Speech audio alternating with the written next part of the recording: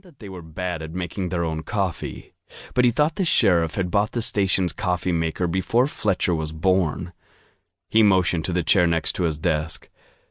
Look, if you want to help us some kitten in a tree reports, I'm not gonna bitch, but don't feel like you have to do it. It's not like they're hard, just boring. Really, really boring.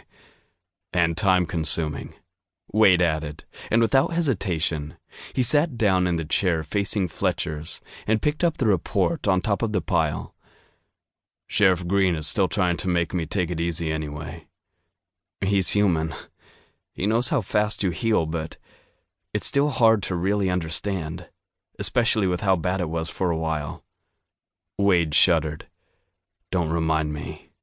He scrubbed a hand over his half-inch of recently shorn hair and muttered, I feel ridiculous with this haircut, but so much of it fell out that I looked like an idiot before I cut it off.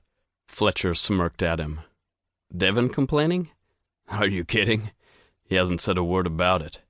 He's trying to avoid talking about the whole thing. I keep worrying they're not telling me everything. Like I'm still poisoned, but they don't want to tell me I'm going to die. Grabbing a black pen, Wade started to fill out the form.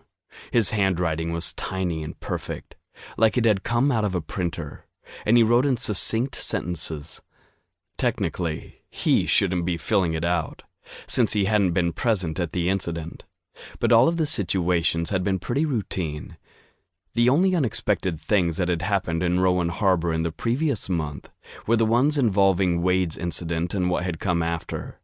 But there had been no police reports about that. Fletcher sighed. He'd killed a man, and they hadn't filled out a police report on it. What would they say if they did, though? There was no body. White had been completely incinerated in some kind of magical sacrifice. Those records would have been accessible by outside law enforcement officials.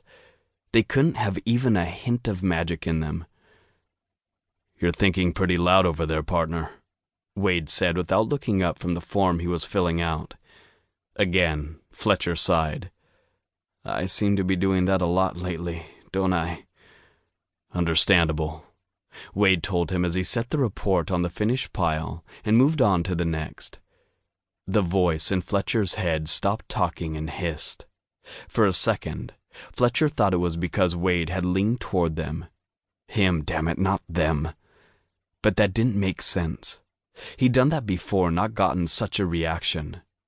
Wade paused in filling out the form and took in a deep breath through his nose, mouth open as though he was scenting the air.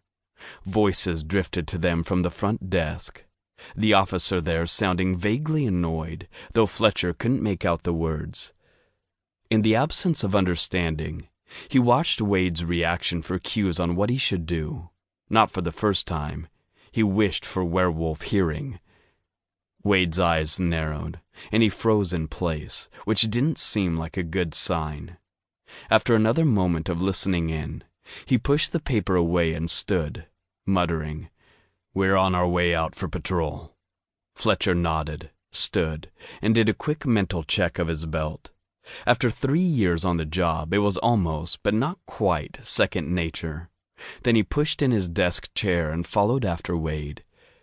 There were 3 strangers in the front room, and when they approached, even Fletcher's less sensitive nose picked up the familiar tang of silver in the air.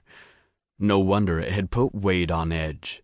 He'd almost died of exposure to the stuff less than a month earlier. The fact that he'd willingly walked into a room where he could smell it made Fletcher feel inadequate.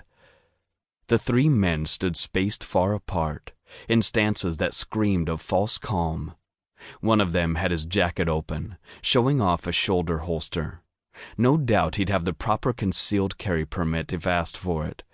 Everything okay, Jen? Wade asked the officer on desk duty. She was the newest member of the local force, so she tended to get the duty no one else wanted. She was also the one who usually complained that they needed a new coffee maker, since she had to deal with it most often. Fletcher was more than willing to back her on it, but the sheriff tended to be a little slow to accept changes, even unimportant ones. She turned and looked at Wade, a pinched frown on her lips. These guys are bounty hunters.